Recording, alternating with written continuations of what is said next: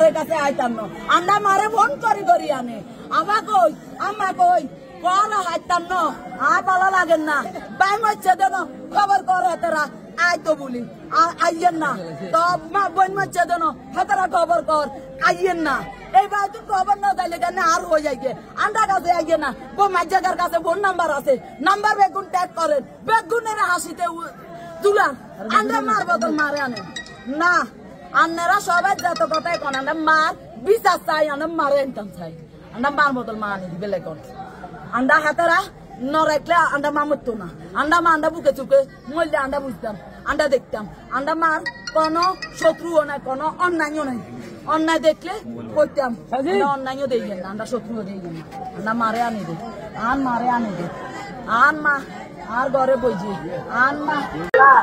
ফলেশ্বরে নির্মমভাবে এক নারীকে হত্যা করা হয়েছে ফলেশ্বর ফারুক কমিশনারের বাড়িতে।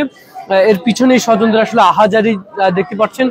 ঘটনাস্থলে পুলিশ সহ একাধিক আইন শৃঙ্খলা রক্ষাকারী বাহিনীর সদস্যদেরকে দেখা গেছে। তবে কি কারণে আসলে এটি ঘটতে পারে সে বিষয়ে এখনো পর্যন্ত নিশ্চিত কোনো তথ্য আসলে এই মুহূর্তে দেওয়া যাচ্ছে না। তবে আমরা কথা বলেছিলাম এখানে যে নারীকে অর্থাৎ মাসুদা নামের একজন নারীকে ৬০ ঊর্ধ্ব নারীকে হত্যা করা হয়েছে গলা কেটে। আমরা তার পরিবারের সঙ্গে কথা বলে তারা আসলে যেটি দাবি করছে যে তাকে হয়তো বা কোনো পরিকল্পিতভাবে হত্যা করা হয়েছে। অন্যদিকে স্থানীয়রা আরেকটি কথা বলছে যে এই বাড়িটিতে তাকে একা রাখা হতো এবং এই বাড়িতেই তিনি প্রায় ৩০ বছরেরও বেশি সময় ধরে কাজ করতেন, অর্থাৎ গৃহস্থের যে কাজ আর সেই কাজগুলো করতেন। তার সাথে কারো কোনো শত্রুতা ছিল না বলে দাবি করেছেন তার পরিবারের যারা সদস্যরা রয়েছেন তারা।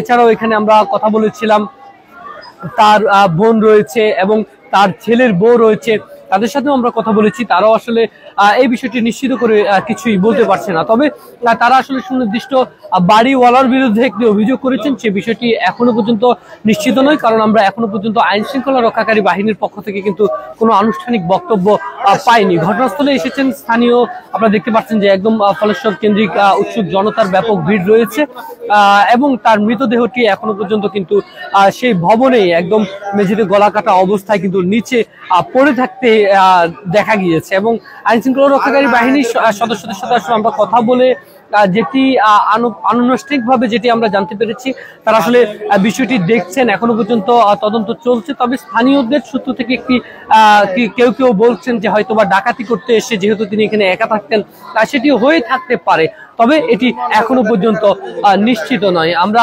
আবারও সর্বশেষ আপডেট নিয়ে যুক্ত হব, ততক্ষণ পর্যন্ত সঙ্গে থাকুন। আমি আকাশ, ফেনীর তালাশ, ফেনী।